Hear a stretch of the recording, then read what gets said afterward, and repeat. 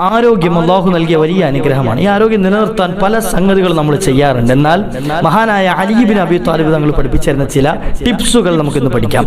ആരോഗ്യം നിലനിർത്താൻ നിങ്ങൾ എന്തൊക്കെയാണ് ചെയ്യേണ്ടത്, എന്തൊക്കെ സംഗതികൾ ചെയ്താൽ നിങ്ങളുടെ ആരോഗ്യം നഷ്ടപ്പെട്ടു പോകും, നിങ്ങൾക്ക് രോഗികളാകും, ഇതൊക്കെ ചുരുങ്ങിയ രൂപത്തിൽ ഇൻഷാ അല്ലാഹ് ഇന്ന് നമുക്ക് പഠിക്കാം.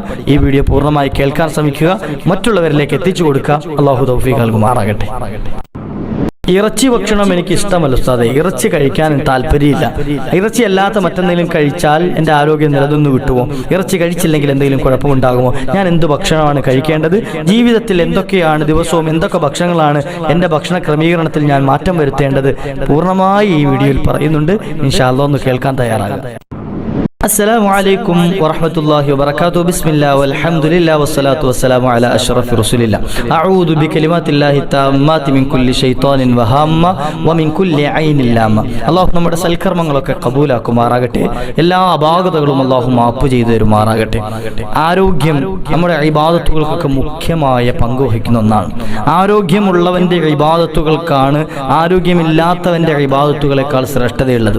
ഞാൻ പറഞ്ഞതിന്റെ ആശയം, ഒരു മനുഷ്യന് ആരോഗ്യമുള്ള സമയത്ത് അവൻ ചെയ്യുന്ന ആരാധനകൾ, ഇപ്പോൾ യുവത്വമായിരിക്കുന്ന സമയത്ത് ആരോഗ്യമുണ്ട്, അവൻ ആ സമയത്ത് നിസ്കരിച്ച നിസ്കാരങ്ങൾ, നോമ്പുകൾ, മറ്റു സൽക്കർമ്മങ്ങൾ, ഈ ഇബാദത്തുകൾക്കാണ്. ഇനി കുറച്ച് നാൾ കഴിയുമ്പോൾ അവൻ്റെ ആരോഗ്യമൊക്കെ ക്ഷയിച്ച്, അതായത് അവൻ്റെ എല്ലുകൾക്ക് ബലക്ഷയം സംഭവിച്ച് അവൻ്റെ സന്ധികൾക്ക് വേദന അനുഭവപ്പെടുകയും അങ്ങനെ പല ബുദ്ധിമുട്ടുകളും വരുന്ന സമയത്ത് അവന് വൃത്തിയായി കുനിയാനോ അതുപോലെ തന്നെ സുജൂദിൽ പോകാനോ ഒന്നും കഴിയാതെ വരുമ്പോൾ അവൻ നിസ്കരിക്കും, അവൻ അതുപോലെ മറ്റ് സൽക്കർമ്മങ്ങളൊക്കെ ചെയ്യും. എന്നാൽ ഈ പ്രായമുള്ള സമയത്ത് ചെയ്യുന്ന, ആരോഗ്യമില്ലാത്ത സമയത്ത് ചെയ്യുന്ന ഇബാദത്തുകളെക്കാൾ ശ്രേഷ്ഠത എപ്പോഴാ? ആരോഗ്യമുള്ള സമയത്ത് ചെയ്യുന്നതിനാണ്. അപ്പം അതുകൊണ്ട് തന്നെ ആരോഗ്യം കാത്തു സൂക്ഷിക്കുക, ആരോഗ്യം സംരക്ഷിക്കുക, ആരോഗ്യമുള്ള സമയത്ത് ഒരുപാട് ഇബാദത്തും ചെയ്യുക. അല്ലാഹു തൗഫീഖ് നൽകുമാറാകട്ടെ. മഹാനായ അലി ഇബ്നു അബീ ത്വാലിബ് റളിയല്ലാഹു അൻഹു മുത്തുനബി സല്ലല്ലാഹു അലൈഹി വസല്ലമ തങ്ങളുടെ പിതൃവ്യന്റെ മകനാണ്. അതായത് നബി തങ്ങളുടെ ഉപ്പയുടെ സഹോദരനാകുന്ന അബൂ താലിബ് എന്നവരുടെ മകനാണ് ആര്? അലിയാര് തങ്ങൾ. അങ്ങനെ ഒരു ബന്ധമുണ്ട്. അതിനപ്പുറം നബി സല്ലല്ലാഹു അലൈഹി വസല്ലമ തങ്ങൾ എന്റെ കരളിന്റെ കഷ്ണമാണ് എന്ന് പഠിപ്പിച്ച മുത്തുനബി തങ്ങളുടെ പ്രിയ മകൾ ഫാത്തിമ ബീവി റളിയല്ലാഹു അൻഹയുടെ ഭർത്താവാണ്, അവിടുത്തെ ഭർത്താവ്. അപ്പൊ അങ്ങനെ മറ്റൊരു ബന്ധം, അതായത് പിതൃ സഹോദരന്റെ മകൻ, എളാപ്പയുടെ മകൻ, അതോടൊപ്പം തന്നെ തന്റെ മകളുടെ ഭർത്താവ്. ഞാൻ അത് പറയാനല്ല, മറിച്ച് ഈ അലിയാര് തങ്ങളെ പറ്റി നബി തങ്ങൾ ഒരു വാക്ക് പറഞ്ഞിട്ടുണ്ട്, അന മദീനത്തുൽ ഇൽമി വ അലിയുൻ ബാബുഹ. ഞാൻ ഇൽമിന്റെ വലിയ പട്ടണമാണ് എങ്കിൽ അതിലേക്ക് കടന്നു വരാനുള്ള കവാടം അത് അലിയാര് തങ്ങളാണ്. അപ്പൊ അത്രയും അറിവുള്ള, പാണ്ഡിത്യമുള്ള വലിയ മഹാനായ സ്വഹാബിയാണ് ആര്? അമീറുൽ മുഅ്മിനീനായ, അതായത് ഖുലഫാഉർ റാഷിദീങ്ങളിൽ വന്ന നാലാമത്തെ വ്യക്തിയായ മഹാനായ അലി ഇബ്നു അബീ ത്വാലിബ് തങ്ങൾ. അലി ഇബ്നു അബീ ത്വാലിബ് തങ്ങൾ ആരോഗ്യം സംരക്ഷിക്കാൻ വേണ്ടി നമുക്ക് ഒരു 10 കാര്യങ്ങൾ പഠിപ്പിച്ചു തരുന്നുണ്ട്. അവിടുന്ന് ഒരുപാട് സംഗതികൾ പഠിപ്പിച്ചു തന്നതിൽപ്പെട്ട ഒരു 10 കാര്യങ്ങൾ ഇൻഷാ അല്ലാഹ് ഇന്ന് നമുക്കൊന്ന് പഠിക്കാം. ആരോഗ്യം സംരക്ഷിക്കാൻ നമ്മൾ എന്തൊക്കെയാണ് കഴിക്കേണ്ടത്, എങ്ങനെയൊക്കെയാണ് ജീവിക്കണം, നമ്മുടെ ജീവിതത്തിൽ എന്തൊക്കെ മാറ്റങ്ങൾ വരുത്തണം, ഇൻഷാ അല്ലാഹ് ചുരുങ്ങിയ രൂപത്തിൽ നമുക്ക് പഠിക്കാം. നിഅമതാനി അളീമതാൻ ഖുബൂനും ഫീഹിമാ കസീറും മിനൻ നാസ്. ജനങ്ങൾക്ക് നൽകിയ അനുഗ്രഹങ്ങളിൽ വലിയ 2 അനുഗ്രഹങ്ങൾ, ഏറ്റവും ടോപ്പായ 2 അനുഗ്രഹങ്ങൾ. ആ അനുഗ്രഹങ്ങളെ പറ്റി ജനങ്ങൾ അവർ അശ്രദ്ധരാണ് എന്ന്. ഞാനും നിങ്ങളും ആട്ടോ ഈ ജനങ്ങൾ എന്ന് പറയുമ്പോൾ അങ്ങ് ഉഗാണ്ടയിൽ താമസിക്കുന്ന ആളുകളല്ല, മറിച്ച് ഞാനും നിങ്ങളും ആകുന്ന ഈ ജനങ്ങളെ സംബന്ധിച്ച് നബി തങ്ങൾ പറയാം, ഓരോരുത്തരും അവർക്ക് നൽകിയ അനുഗ്രഹങ്ങളെ സംബന്ധിച്ച് വലിയ അശ്രദ്ധയിലാണ്. അവർ ശ്രദ്ധിക്കണേ ഇല്ല സംഗതി. എന്നിട്ട് നബി തങ്ങൾ പറയുന്നത് അസ്സിഹത്തു വൽ ഫറാഗ്. ഒന്ന്, അവർക്ക് നൽകിയ ആരോഗ്യമാണ്, അവർക്ക് നൽകിയ ആരോഗ്യം. ഇപ്പൊ എനിക്ക് നിവരാനും കുനിയാനും എല്ലാത്തിനും കഴിവുണ്ടെങ്കിൽ ഞാൻ ഈ കഴിവുള്ള സമയത്ത് എന്ത് ചെയ്യുന്നില്ല, എനിക്ക് ഈ നൽകപ്പെട്ട ഈ കഴിവിനെ പറ്റി ആലോചിക്കുകയോ അള്ളാഹുവിന് നന്ദി രേഖപ്പെടുത്തുകയോ ചെയ്യണില്ല. തലവേദന വരുമ്പോഴാണ് നമ്മുടെ കഴുത്തിന് മുകളിൽ തലയുണ്ട് എന്ന് നമുക്ക് ഓർമ്മ തന്നെ വരിക, അല്ലേ? നല്ല അസഹ്യമായ തലവേദന, നമ്മൾ തലയും പൊത്തിപ്പിടിച്ച് നിൽക്കും, അല്ലേ? അതേ നെറ്റിക്ക് കൈ മുറുകെ പിടിച്ചു നിൽക്കും. അപ്പോഴാണ് നമ്മുടെ തല ഇങ്ങനെ കഴുത്തിന് മുകളിലുണ്ട് എന്ന് നമുക്ക് വല്ലാത്ത ഭാരമായിട്ട് അനുഭവപ്പെടുക. എന്നാലോ തലവേദന ഒന്നും ഇല്ലാത്ത നോർമലായ ഒരു മനുഷ്യനോ എപ്പോഴും തല തപ്പി നോക്കാറുണ്ടോന്ന്, അല്ലെ തലയെ തൊട്ട് നോക്കും, അതിന്റെ ആവശ്യം വരുന്നില്ല, ചിന്തിക്കണില്ല അവിടെ. അതുപോലെ തന്നെ പല്ലുവേദന ഉള്ളപ്പോഴാണ് തൊള്ളയിൽ പല്ലുള്ള കാര്യം നമ്മൾ ഓർമ്മ വരിക. എങ്ങനെ ഓരോന്നും നമുക്ക് എന്തെങ്കിലും കുഴപ്പം വരുമ്പോഴേ നമ്മൾ അതിലേക്ക് ചിന്തിക്കുകയുള്ളൂ. ഇതുപോലെ തന്നെയാണ് അനാരോഗ്യം വരുമ്പോൾ, രോഗം വരുമ്പോഴാണ് ആരോഗ്യത്തിന്റെ വില നമ്മൾ മനസ്സിലാക്കാം. അപ്പോൾ ആരോഗ്യമുള്ള സമയത്ത് സമയത്ത് നമ്മൾ അതിനെ സൂക്ഷിക്കാൻ, അതിനെ മെയിൻറ്റെയിൻ ചെയ്ത് കൊണ്ടുപോകാൻ ശ്രമിക്കണം. അത് അല്ലാഹു സുബ്ഹാനഹു വ തആല നമുക്ക് നൽകിയ നിഅമത്തിനെ നിലനിർത്തി കിട്ടാനാണ്. അല്ലാഹു തൗഫീഖ് നൽകുമാറാകട്ടെ. ഇനി ഇൻഷാ അല്ലാഹ് നമുക്ക് ആരോഗ്യം നിലനിർത്താനുള്ള ചില ടിപ്സുകളൊന്ന് പഠിക്കാം. ഒരാൾ ഭക്ഷണം കഴിക്കുന്നതിന് മുമ്പ് ഉപ്പ് എന്ന സംഗതി നമ്മുടെ ഭക്ഷണത്തിലൊക്കെ നമ്മൾ ചേർക്കുന്ന ഒരു സംഗതിയാണ്. നമ്മുടെ ഭക്ഷണത്തിന്റെ കൂടെ എന്ത് ചെയ്യും, മിക്സ് ചെയ്തിട്ടാണ് നമ്മൾ ഉപ്പ് കഴിക്കുക. ഉപ്പ് കുറഞ്ഞു പോയി കഴിഞ്ഞാൽ ആ ഭക്ഷണം കഴിക്കാൻ ഒരു സ്വാദില്ലാത്ത രൂപത്തിലായിരിക്കും നമ്മൾ കിട്ടുക. അപ്പോൾ ഉപ്പില്ലെങ്കിൽ എന്ത് ചെയ്യുക, കുറച്ച് ഉപ്പിടും. ഈ ഉപ്പ് കൂടിയാലും കുഴപ്പമില്ല. ഈ ഉപ്പ് തൊട്ടിട്ട് എന്ത് ചെയ്യുക, അവൻ നാക്കിൽ വെച്ചതിന് ശേഷമാവണം ഭക്ഷണം കഴിക്കേണ്ടത്. ഉപ്പ് കൊണ്ട് തുടങ്ങാമെന്ന് മഹാന്മാർ പഠിപ്പിക്കാറുണ്ട്. മുൻകാലത്ത് പറയാറുണ്ട്, എന്ത്, ഉപ്പ് കൊണ്ടാണ് ഭക്ഷണം തുടങ്ങേണ്ടത്. അപ്പോൾ ഉപ്പ് തൊട്ടിട്ട് എന്ത് ചെയ്യുക, നാവിൽ വെച്ച് ഉപ്പിന്റെ രസം നാവിലേക്ക് ഇറങ്ങിയതിന് ശേഷം എന്ത് ചെയ്യുക, ഭക്ഷണം കഴിച്ചു തുടങ്ങുക. ഇങ്ങനെ ആരെങ്കിലും ചെയ്തു കഴിഞ്ഞാൽ 70 പരം വരുന്ന രോഗങ്ങളെ തൊട്ട് അല്ലാഹു അവന് ശമനം കൊടുക്കുന്ന 70 പരം 70 കൂടുതൽ രോഗങ്ങളിൽ നിന്നുള്ള ശമനമാക്കി അല്ലാഹു സുബ്ഹാനഹു വ തആല വെച്ചിരിക്കുന്ന സംഗതിയാണ്. എളുപ്പമുള്ളൊരു പരിപാടിയല്ലേ. നമ്മൾ ഭക്ഷണം കഴിക്കാതിരിക്കുന്ന സമയത്ത് ഒരു ചെറിയ പാത്രത്തിൽ ഒരു അല്പം ഉപ്പ് എടുത്ത് വെച്ചാൽ എന്നിട്ട് എന്ത് ചെയ്യുക, കഴിക്കുന്നതിന് തൊട്ടിട്ട് എന്ത് ചെയ്യുക, നമ്മുടെ നാവിൽ നോക്കാം. ആ ഉപ്പ് ഇറങ്ങിയതിന് ശേഷം എന്ത് ചെയ്യുക, ഭക്ഷണം കഴിക്കുക. ബസ്. അല്ലാഹു തൗഫീഖ് നൽകുമാറാകട്ടെ. ഇനി ഒരാൾ ഒരു ദിവസം 7 ഈത്തപ്പഴം മദീനത്തെ ഈത്തപ്പഴം, അതായത് അജുവ ഈത്തപ്പഴം, ഏറ്റവും രോഗത്തിന് ശമനം കിട്ടുന്ന, ഷിഫാ ലഭിക്കുന്ന, അല്ലെങ്കിൽ അത്രയും ഗുണങ്ങളുള്ള ഒരു ഈത്തപ്പഴമാണ് അജുവ ഈത്തപ്പഴം. കഴിക്കാൻ അവസരം കിട്ടുന്നവരുണ്ടെങ്കിൽ അത് കഴിക്കാം. അല്ലാഹു തൗഫീഖ് നൽകുമാറാകട്ടെ. അല്പം വില കൂടിയ സാധനമാണ്, എവിടെന്നെങ്കിലും കിട്ടുകയാണെങ്കിൽ എടുത്ത് സൂക്ഷിച്ചു വെക്കാം. ഒരു അല്പം കഴിക്കാം. നമുക്ക് ഒരുപാട് വാങ്ങി കഴിക്കാനുള്ള സാമ്പത്തികമൊന്നും ഉണ്ടാവില്ല ചിലപ്പോൾ. അപ്പോൾ എന്ത് ചെയ്യുക, എവിടെന്നെങ്കിലും കുറച്ച് വാങ്ങിയിട്ട് ഒരല്പമെങ്കിലും ഒരു ദിവസം ഒരെണ്ണം കഴിക്കാൻ പറ്റുമോ, അത് അത്രയും നല്ലതാണ്. ഇനി ഒരാൾക്ക് 7 ഈത്തപ്പഴം വീതം ഒരു ദിവസം കഴിക്കാൻ പറ്റിയാൽ, അവൻ കഴിച്ചു കഴിഞ്ഞാൽ അവന്റെ നമ്മുടെ വയറിനുള്ളിലുള്ള കൃമിശല്യം അല്ലാഹു സുബ്ഹാനഹു വ തആല പാടെ നീക്കും. അതോടൊപ്പം തന്നെ കൃമിശല്യം എന്ന് വെച്ചാൽ നമ്മുടെ ശരീരത്തിന് ആവശ്യമില്ലാത്ത കുറെ അണുക്കൾ നമ്മുടെ ശരീരത്തിൽ ഉണ്ടാവും.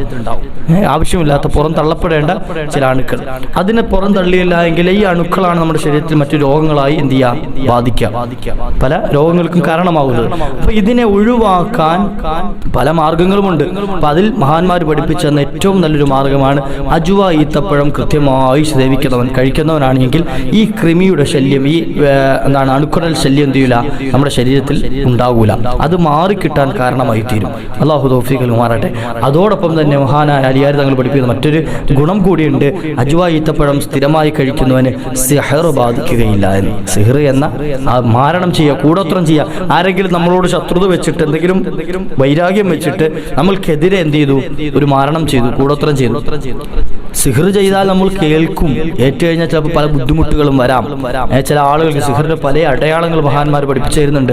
ആ വിഷയത്തിലേക്ക് കടക്കുന്നില്ല, നീണ്ടുപോകും. അതുകൊണ്ട് തന്നെ സിഹർ ഫലിക്കും എന്നുള്ളത് ഉറപ്പാണ്, തീർച്ചയാണ്. അപ്പൊ ഇത് ഏൽക്കാതിരിക്കാനുള്ളൊരു പ്രൊട്ടക്ഷനായിട്ട് ഈ അജുവ ഈത്തപ്പഴം കൃത്യമായി സേവിക്കുന്നവനാണെങ്കിൽ അവനിലേക്ക് ഈ മാരണം ഏൽക്കുകയില്ല എന്ന് മഹാന്മാർ പഠിപ്പിച്ചതായി കാണാം. അല്ലാഹു കഴിയുന്നത് പതിവാക്കാൻ നമുക്ക് ഭാഗ്യം നൽകുമാറാകട്ടെ. അതിനുള്ള സാമ്പത്തികവും അതുപോലെ തന്നെ ഭദ്രതയും അല്ലാഹു നമുക്ക് നൽകുമാറാകട്ടെ. ഇനി നമ്മുടെ വീട്ടിലൊക്കെ ഉണ്ടാകും അധികവും ഈ ചുവന്ന ഉണക്കമുന്തിരി, അല്ലേ? നമ്മുടെ പായസമൊക്കെ ഉണ്ടാക്കാനും അതുപോലെ തന്നെ മറ്റേ ബിരിയാണിയൊക്കെ ഉണ്ടാക്കുമ്പോൾ ഇടാൻ വേണ്ടിയിട്ട് എന്ത് ചെയ്യും, കുറച്ച് അല്പം എവിടെയും കരുതിയിട്ടുണ്ടാവും ചുവന്ന ഉണക്കമുന്തിരി എല്ലാ ദിവസവും 21 എണ്ണം, ഒരു കണക്ക് വെച്ചിട്ട് 21 എണ്ണം ഒരാൾ കഴിക്കുകയാണെങ്കിൽ അവന്റെ ശരീരത്തിൽ വെറുക്കപ്പെടുന്ന സംഗതികളൊന്നും വരില്ല. അവനിഷ്ടമില്ലാത്ത കുരുക്കൾ അല്ലെങ്കിൽ അവനിഷ്ടമില്ലാത്ത മറ്റേ എന്ത് ചെയ്യുക, ഫംഗസുകൾ, ഇങ്ങനെ വെറുക്കപ്പെടുന്ന സംഗതികളൊന്നും അവന്റെ ശരീരത്തിൽ വരില്ല. അതിനെ തൊട്ടൊരു തടസ്സം, ഒരു പ്രൊട്ടക്ഷനായിട്ട് അവൻ എന്ത് ചെയ്യും, ഉണ്ടാവും. മഹാനായ അലിയാർ തങ്ങൾ പഠിപ്പിച്ച ടിപ്സുകളിൽ പെട്ടതാണ്. ഉണക്കമുന്തിരി 21 എണ്ണം എന്ത് ചെയ്യുക, കഴിക്കാം. അല്ലാഹു ഭാഗ്യം നൽകുമാറാകട്ടെ. ഉണക്കമുന്തിരിക്കൊന്നും വലിയ വിലയൊന്നുമില്ല. 1 കിലോ ഉണക്കമുന്തിരി വാങ്ങി വെച്ച് കഴിഞ്ഞാൽ എന്ത് ചെയ്യുക, 21 എണ്ണം വെച്ച് വിറക്കിയാലെത്തിയ കുറേ ദിവസത്തെ കഴിക്കാനുണ്ടാവും. അതോടൊപ്പം അടുത്ത് പഠിപ്പിച്ച ടിപ്സാണ് പശുവിൻ്റെ പാൽ സേവിക്കുക. പശുവും പാൽ നമ്മൾ സാധാരണ വീട്ടിൽ ചായ ഉണ്ടാക്കാനൊക്കെ ഉപയോഗിക്കുന്നുണ്ട്. പല രൂപത്തിൽ നമുക്ക് ഉപയോഗിക്കാൻ പറ്റും. പാലായി തന്നെ ഉപയോഗിക്കലാണ് ഏറ്റവും നല്ലത്. ഇനി പാല് കുടിക്കുമ്പോൾ ചില പ്രയാസമുള്ള ആളുകളാണ് എങ്കിൽ ചായ ആയിട്ട് ഉപയോഗിക്കുന്നതിന് തെറ്റൊന്നുമില്ല. പക്ഷേ ഈ തേയിലപ്പൊടിയും അതുപോലെ തന്നെ ചായപ്പൊടിയൊക്കെ അതിൻ്റെ കെമിക്കൽ വശങ്ങളൊക്കെ ഒന്ന് പഠിക്കുന്നത് നല്ലതായിരിക്കും. കാരണം പല ആളുകളും തേയിലയെ പറ്റിയും അതുപോലെ തന്നെ ചായപ്പൊടിയൊക്കെ പറ്റി അത് ശരീരത്തിന് വളരെ കേടുണ്ടാക്കുന്ന മാരകമായ കെമിക്കലൊക്കെ ആഡ് ചെയ്തിട്ടാണ് വരുന്നത് എന്നൊക്കെ നമ്മൾ പലപ്പോഴും കേൾക്കാറുണ്ട്. കേൾക്കാറുണ്ട്. അതിൻ്റെ കൂടുതൽ വിശദീകരണം അറിയാത്തത് കൊണ്ടാണ് ഞാൻ പറയാത്തത്. അതുകൊണ്ട് എന്ത് ചെയ്യുക, അതിനെപ്പറ്റി പഠിക്കാൻ നമ്മുടെ യൂട്യൂബിലൊക്കെ സെർച്ച് ചെയ്തൊക്കെ ഒരുപാട് കിട്ടും. അപ്പോൾ അതുകൊണ്ട് തന്നെ അത് ഉപയോഗിക്കുന്നത് വേണോ വേണ്ടയോ എന്നുള്ളത് സ്വന്തമായിട്ട് തീരുമാനിക്കാവുന്ന ഒരു വിഷയമാണ്. പാല് മാത്രമായിട്ട് എന്ത് ചെയ്യാം, പശുവിൻ പാല് അങ്ങനെ പാലായിട്ട് തന്നെ നമുക്ക് ഉപയോഗിക്കാം. അത് നമ്മുടെ ശരീരത്തിന് രോഗശമനമാണ് എന്ന് മഹാന്മാർ പഠിപ്പിച്ചിരുന്നു. മുത്തുനബി തങ്ങൾ തന്നെ പറയാണ്, അതിൻ്റെ ലഹ്മുഹാ ദാഉൻ വലബനുഹാ ദവാഉൻ. മാംസം, ബക്കറയെ പറ്റി പറഞ്ഞത്, പശുവിനെ പറ്റി പറഞ്ഞത്, അതിൻ്റെ മാംസം രോഗമാണ്. ഇന്ന് പല ആളുകളും അധികവും കഴിക്കുന്നത് പശുമാംസമാണ്. പശുമാംസം മീൻസ് ഈ മൂരികളുടെ മാംസം, കാളക്കുട്ടൻ്റെ മാംസം, ഇങ്ങനെ എന്ത് ചെയ്യുക, പശുവുമായി ബന്ധപ്പെട്ടതിൻ്റെ മാംസം അത് രോഗത്തിന് കാരണമായി തീരും. വലബനുഹാ ദവാഉൻ, അതിൻ്റെ പാല് അത് രോഗശമനവുമാണ്, രോഗത്തിന് ശമനമുണ്ടാക്കുന്ന ഒന്നാണ്. അപ്പോൾ എന്ത് ചെയ്യുക, പശുവും പാല് സേവിക്കുക. അള്ളാഹു തൗഫീഖ് നൽകുമാറാട്ടെ. എന്ന് കരുതി നാളെ തൊട്ട് ഇറച്ചിക്കടയിൽ പോകണ്ട എന്നല്ല കേട്ടോ പറയുന്നത്. അത് സ്ഥിരമായി ചെയ്യുമ്പോൾ ജീവിതത്തിൽ ചില ആളുകൾക്ക് എല്ലാ ദിവസവും ഇറച്ചി കഴിക്കേണ്ടി വരും. ചില ആളുകൾ എന്ത് ചെയ്യുക, ദിവസവും 2 ദിവസം കൂടുമ്പോൾ ഇറച്ചി കഴിക്കുക. അങ്ങനെയല്ല, ഇത് കഴിക്കുന്ന ഒരു കണക്കുണ്ട്. എല്ലാ ദിവസവും മാംസം കഴിക്കുക എന്നുള്ളത് മനുഷ്യന് ശഹവാത്ത് കൂട്ടാൻ, ശരീരത്തിൻ്റെ ഇച്ഛകൾ കൂട്ടാൻ എന്ത് ചെയ്യും, അത് കാരണമായി തീരും. ഇത് എപ്പോഴും വികാരം കൂടാനൊക്കെ കാരണമായി തീരുമെന്ന് പല പണ്ഡിതന്മാരും വിശദീകരിച്ചതായി കാണാം. അതുകൊണ്ട് തന്നെ എന്ത് ചെയ്യുക, എല്ലാ ദിവസവും മാംസം കഴിക്കുക എന്നുള്ള പരിപാടി ഒഴിവാക്കുക. അത് പ്രത്യേകിച്ച് ഈ മാംസമാണെങ്കിൽ, പശുവിൻ്റെ മാംസമാണെങ്കിൽ അത് രോഗത്തിന് കാരണമായി തീരും. അതുകൊണ്ട് തന്നെ എന്ത് ചെയ്യുക, അത് ഒഴിവാക്കലാണ് ഏറ്റവും നല്ലത്. അത് ഒഴിവാക്കുക, എന്ത് ചെയ്യുക, എന്നിട്ട് ലബനുഹാ ദവാഉൻ, അതിൻ്റെ പാല് അത് നിങ്ങൾക്ക് രോഗശമനമാണ്. അതുകൊണ്ട് എന്ത് ചെയ്യുക, പാല് സേവിക്കാം. ഇനി അതുപോലെ തന്നെ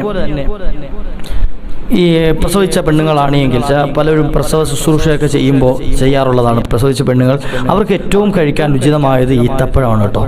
ഈത്തപ്പഴം പലപ്പോഴും ഈത്തപ്പഴം ഒഴിവാക്കുന്ന ഒരു സ്വഭാവം പലയിടത്തും കണ്ടുവരാറുണ്ട്. ഈത്തപ്പഴം കൊടുക്കൂല, പ്രസവിച്ച പെണ്ണിന് ഈത്തപ്പഴം കൊടുക്കൂല. എന്നാൽ പരിശുദ്ധ ഖുർആൻ മഹദിയായ മറിയം ബീവി റളിയല്ലാഹു അൻഹ അവിടുന്ന് പ്രസവിച്ചു കഴിഞ്ഞിട്ട് അവിടുത്തോട് പറഞ്ഞ ഹുസിയിലേക്ക് നീ ഈത്തപ്പഴം കുലുക്കേട്ട് ഈത്തപ്പഴം പറിച്ചിരുന്നോളാണ് പറഞ്ഞത്. അള്ള പറഞ്ഞു കൊടുത്തത് എന്താ, പ്രസവിച്ച പെണ്ണിനോട് പറഞ്ഞത് ഹുസിയിലേക്ക് ഈത്തപ്പഴം മഴ എന്ത് ചെയ്യുക, പിടിച്ചൊന്ന് കുടുക്കുക, എന്നിട്ട് അതിൽ നിന്ന് വരുന്ന ഈത്തപ്പഴം നല്ല പഴുത്ത പാകമായ ഈത്തപ്പഴം എന്ത് ചെയ്യുക, കഴിച്ചോളാനാണ് ആരോട് പറഞ്ഞത്, തിന്നോ കുടിച്ചോളാൻ പറഞ്ഞു. അപ്പൊ അതാണ് എന്ത്, അള്ളാഹു പറഞ്ഞു കൊടുത്തതാണ്. അതുകൊണ്ട് തന്നെ പ്രസവിച്ച പെണ്ണുങ്ങൾക്ക് ഏറ്റവും ഉചിതമായത് ഈത്തപ്പഴം കൂടുതൽ സേവിക്കലാണ്. അപ്പൊ അവരുടെ രക്തത്തിന്റെ അളവ് കൂടാനും അതുപോലെ തന്നെ ആരോഗ്യം നിലനിർത്താനൊക്കെ അത് കാരണമായി തീരും. അതുപോലെ ഇനി കഫക്കെട്ടിന്റെ ബുദ്ധിമുട്ടുകളുണ്ട്, പ്രയാസപ്പെടുന്ന ആളുകളുണ്ടാവും. ചില ആളുകൾക്ക് വല്ലാതെ കഫക്കെട്ട് ബുദ്ധിമുട്ടുണ്ടാകുന്നവരുണ്ടാവും. അങ്ങനെ ഉണ്ടെങ്കിൽ അതിനുള്ള പരിഹാരവും മഹാനവറുകൾ പഠിപ്പിച്ചു തരുന്നുണ്ട്. പല്ല് തേക്കുക, മിസ്വാക്ക് ചെയ്യൽ കഫക്കെട്ട് മാറാൻ ഏറ്റവും ബെറ്ററാണ് എന്ന്. തിന്നൽ മാത്രമല്ലല്ലോ, ചില പ്രവർത്തനം കൂടെ നമ്മുടെ ജീവിതത്തിൽ കാണല്ലോ. മിസ്വാക്ക് ചെയ്യുക, എപ്പോഴും മിസ്വാക്ക് ചെയ്യുക എന്നുള്ളത് അത് നമ്മൾ നല്ല കാര്യങ്ങളൊക്കെ ചെയ്യാൻ പോകുമ്പോൾ, നിസ്കരിക്കാൻ പോകുമ്പോൾ മിസ്വാക്ക് ചെയ്യാം, വുദൂ ചെയ്യുമ്പോൾ മിസ്വാക്ക് ചെയ്യാം, ഖുർആൻ പാരായണം ചെയ്യാൻ പോകുമ്പോൾ മിസ്വാക്ക് ചെയ്യാം, തുടങ്ങി നല്ല കാര്യങ്ങളിലേക്ക് ഇടപെടുമ്പോഴൊക്കെ മിസ്വാക്ക് ചെയ്യുക എന്നുള്ളത് നബിതകൾ പഠിപ്പിച്ചെന്നൊരു സുന്നത്താണ്.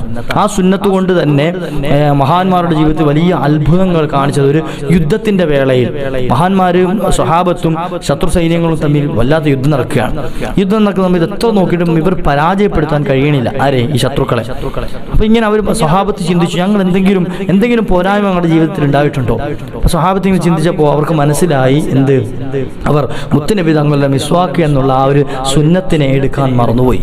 അങ്ങനെ അവരെന്ത് ചെയ്തു, അന്ന് രാത്രി തന്നെ ആയിരക്കണക്കിന് മിസ്വാക്ക് അറാഖിന്റെ കമ്പുകൾ അവരെ കൊണ്ടുവരികയും അതുകൊണ്ട് അവരുടെ മിസ്വാക്ക് എന്ന സുന്നത്ത് അവർ നിലനിർത്തുകയും ചെയ്തപ്പോൾ തൊട്ടടുത്ത ദിവസം തന്നെ അവർക്ക് യുദ്ധത്തിൽ വിജയം വരിക്കാൻ സാധിച്ചു എന്ന് ചരിത്രത്തിൽ നമുക്ക് കാണാം. അതുകൊണ്ട് തന്നെ നബിതങ്ങൾ ഒരു വലിയ സുന്നത്താണ്. നബിതങ്ങൾ പറയലുണ്ട്, അവിടുന്ന് പഠിപ്പിച്ചതായി കാണാം, മിസ്വാക്ക് ചെയ്യൽ, വായ വൃത്തിയാക്കുക എന്നുള്ളത് എൻ്റെ ഉമ്മത്തിന് അത് ബുദ്ധിമുട്ടാകുകയില്ലായിരുന്നെങ്കിൽ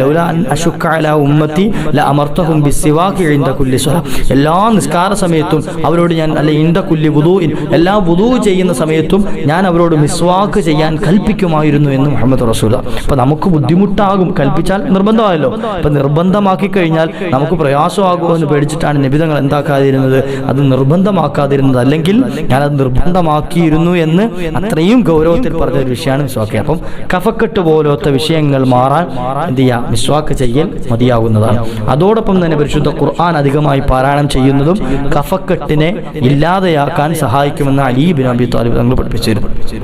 ഖുർആൻ ഒരുപാട് ഓതാ, നോമ്പ് പിടിക്കൽ അതിന് മറ്റൊരു മാർഗമാണ്. അല്ല, സാധാരണ സമയത്ത് ഉള്ളതുപോലെ അല്ല ഒരാൾ നോമ്പ് അനുഷ്ഠിച്ച നോമ്പ് അവൻ അനുഷ്ഠിച്ചു കഴിഞ്ഞാൽ അവൻ എന്ത് ചെയ്യും, സ്വാഭാവികമായിട്ടും കഫം എന്നുള്ള സംഗതി ഇടയ്ക്കിടയ്ക്ക് ഇങ്ങനെ തൊള്ളയിലേക്ക് വരും അല്ലേ, കഫം ഇങ്ങനെ കയറി വരും, ഇടയ്ക്കിടയ്ക്ക് ഇങ്ങനെ തുപ്പാൻ തോന്നും.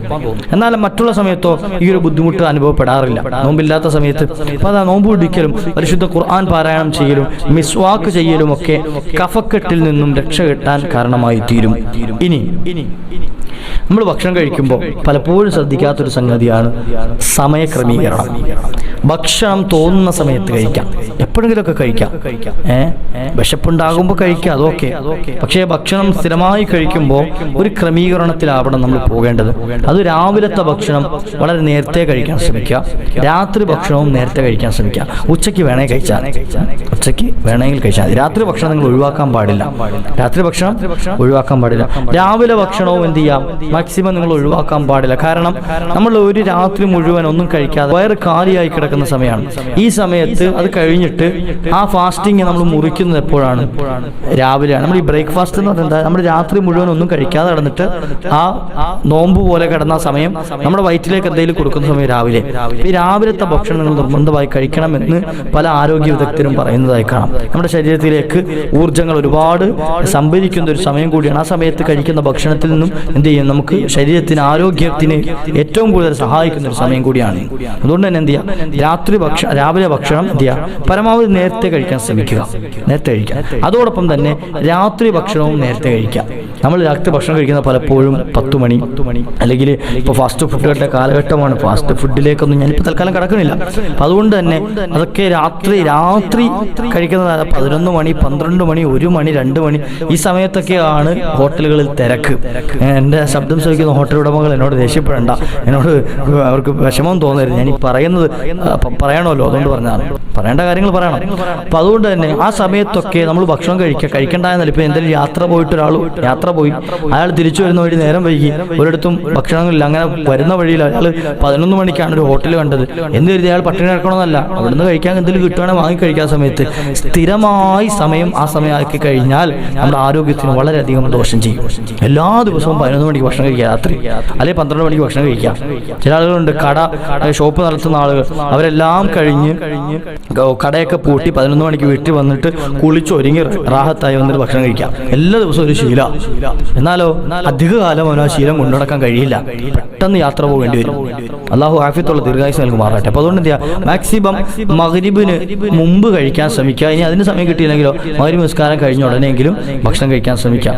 ഇനി അതിനും ഒരാൾക്ക് പറ്റിയില്ല, അപ്പോഴും കഴിയുക. എന്നാൽ ഇഷാ കഴിഞ്ഞിട്ട് ഉടനെയെങ്കിലും എന്ത് ചെയ്യുക, ഭക്ഷണം കഴിക്കുക. ഇഷാസ്കാരം കഴിഞ്ഞ് പെട്ടെന്ന് കിടന്നുറങ്ങണമെന്ന് നമുക്ക് നബി തങ്ങൾ പഠിപ്പിച്ചത്. പിന്നെ അതിനുശേഷം വേറൊരു സംഗതിക്ക് നിൽക്കാൻ പാടില്ല, ഇഷാ കഴിഞ്ഞിട്ട് പെട്ടെന്ന് ഉറങ്ങാം.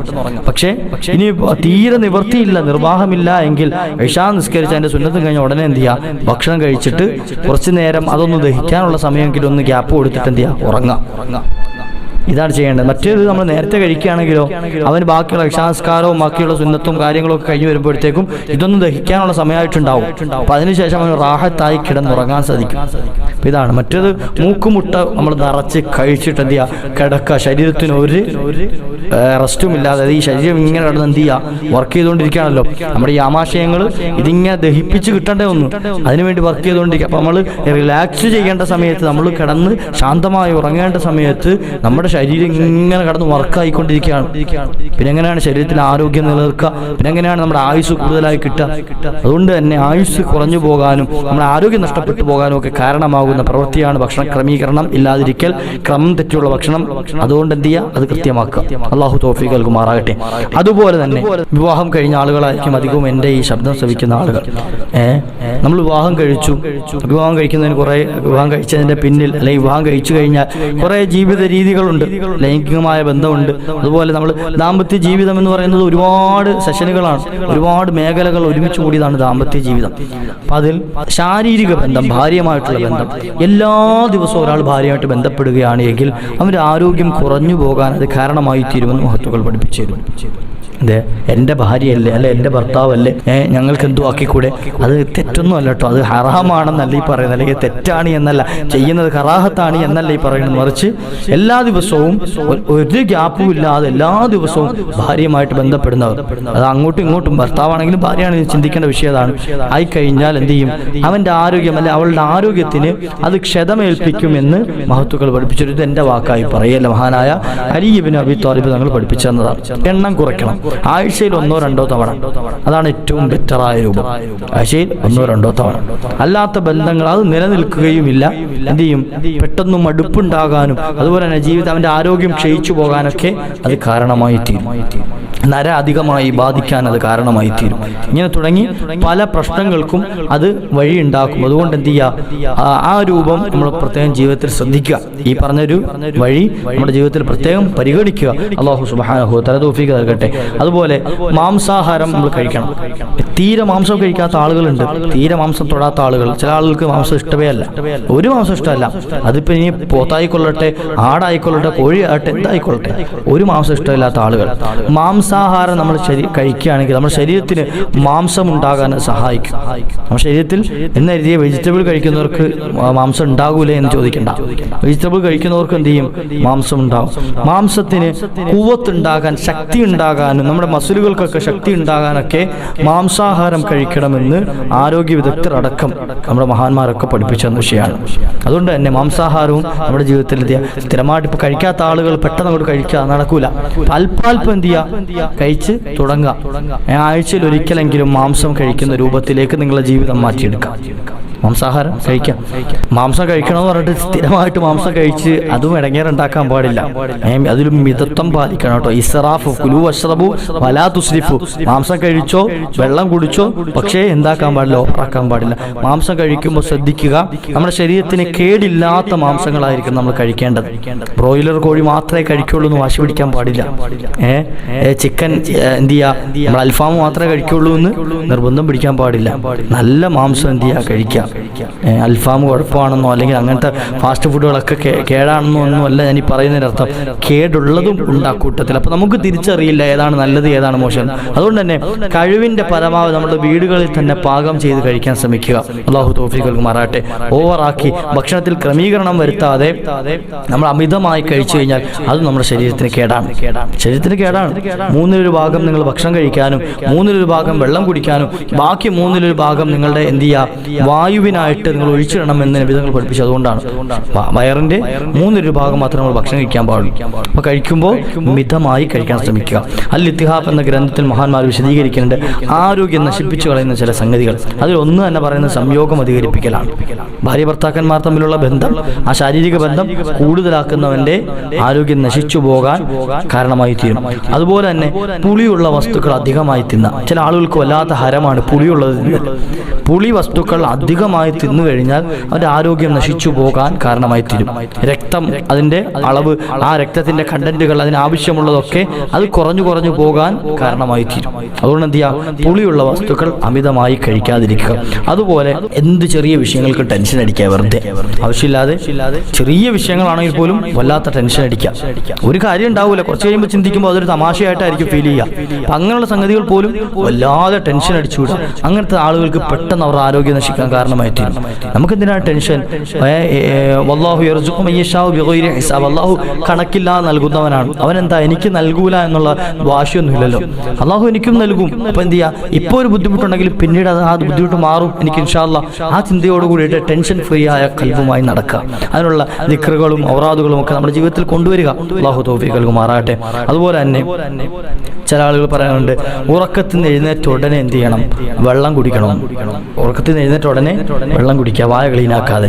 എന്നാൽ മഹാന്മാർ പഠിപ്പിക്കുന്നുണ്ട് ഉറക്കത്തിൽ എഴുന്നേറ്റ ഉടനെ വായ വൃത്തിയാക്കാതെ ആരെങ്കിലും വെള്ളം കുടിച്ചു കഴിഞ്ഞാൽ അത് അവന് ആരോഗ്യത്തിന് പകരം രോഗമുണ്ടാക്കാൻ കാരണമായി തീരുമെന്ന്. പല ആളുകളും പറയുന്നുണ്ട് വയറ് ക്ലീൻ ആകാനൊക്കെ കാരണമായി തീരുമെന്ത്?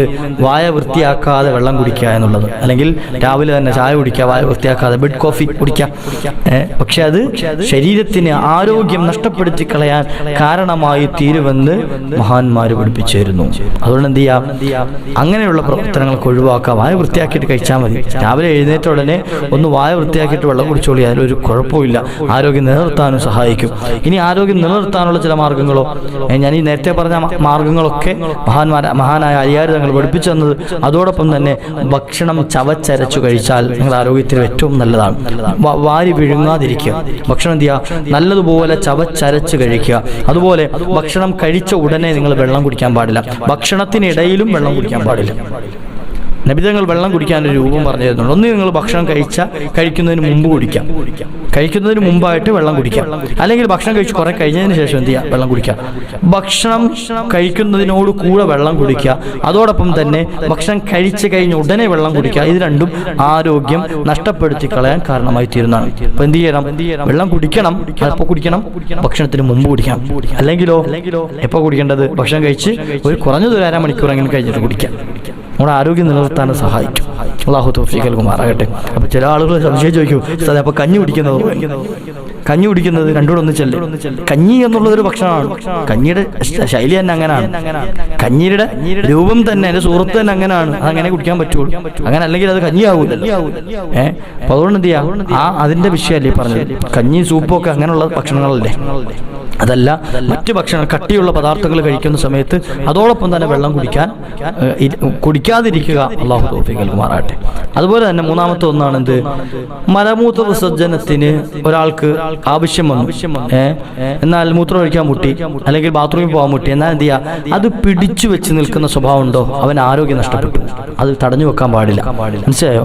ഒരാൾക്ക് മൂത്രം ഒഴിക്കാൻ മുട്ടി, എപ്പോൾ പോകാൻ മടി, എന്ത് ചെയ്യുക, കുറച്ച് കഴിയട്ടെ, അങ്ങനെ എന്ത് ചെയ്യുക, അതിങ്ങനെ പിടിച്ചിരിക്കാം. മൂത്രം ഒഴിക്കാതെ ഇങ്ങനെ പിടിച്ചിരിക്കാം. അങ്ങനെ കുറേ സമയം പിടിച്ചു വെച്ചാൽ കുഴപ്പം എന്താ അറിയുക, പിന്നീട് നമ്മൾ മൂത്രമൊഴിക്കാൻ പോയി ഇരുന്ന് കഴിഞ്ഞാൽ ഉള്ളിലുള്ളത് പൂർണ്ണമായി പോയി കിട്ടൂല. ഒരു ചെറിയ വേദനയും തടസ്സമൊക്കെ അനുഭവപ്പെടും. പിന്നീട് അത് രോഗത്തിന് കാരണമാകും, മൂത്രക്കല്ലുണ്ടാകാൻ കാരണമായി തീരും. അങ്ങനെ പല രോഗങ്ങളിലേക്കും അത് എന്ത് ചെയ്യും, നമ്മളെ കൊണ്ടുപോകും. അതുകൊണ്ട് തന്നെ എന്ത് ചെയ്യാം, മലമൂത്ര വിസർജനത്തിന് നിങ്ങൾക്ക് ആവശ്യം വന്നു കഴിഞ്ഞാൽ പെടുന്നതിനെ തന്നെ അതിനുള്ള സൗകര്യം എന്ത് ചെയ്യാം, ഒരുക്കിയെടുക്കാം. പെട്ടെന്ന് ഒഴിവാക്കുക അല്ലേ. അത് തടഞ്ഞു വെച്ചുകൊണ്ട് കൂലിയൊന്നും കിട്ടാനില്ലല്ലോ. അപ്പൊ അതുകൊണ്ട് എന്ത് ചെയ്യാം, അങ്ങനെ തടഞ്ഞു വെക്കുക നമ്മുടെ ആരോഗ്യത്തിനും കേടാണ്. അതോടൊപ്പം തന്നെ ഭക്ഷണം കഴിച്ച ഉടനെ വ്യായാമം ചെയ്യൽ, അല്ലെങ്കിൽ എന്ത് ചെയ്യുക, ഓട്ടവും ചാട്ടവും നടത്തൽ, ഇങ്ങനത്തെ ശരീരം ഇളകുന്ന പണി ചെയ്യൽ, അത് ശരീരത്തിന് എന്ത് ചെയ്യും, അപകടം ഉണ്ടാക്കും. മനസ്സിലായോ? അപ്പൊ അങ്ങനത്തെ ഒന്നും ചെയ്യാതിരിക്കാം. ഭക്ഷണം കഴിച്ച ഉടനെ വ്യായാമം പോലത്തെ സംഗതി, അല്ലെങ്കിൽ എന്ത് ചെയ്യുക, ഓട്ട മത്സരം, ചാട്ടം, അങ്ങോട്ട് നമ്മുടെ ശരീരം ഇളകുന്ന എന്തെങ്കിലും, അതായത് ഇപ്പോൾ ജോലി ചെയ്യുന്നവരാണെങ്കിൽ പോലും, ഇപ്പോൾ പറമ്പിൽ കളിക്കുന്ന ആളുകളാണ്, അവരും ഭക്ഷണം കഴിച്ച ഉടനെ വീണ്ടും കളിക്കാൻ ഇറങ്ങാം.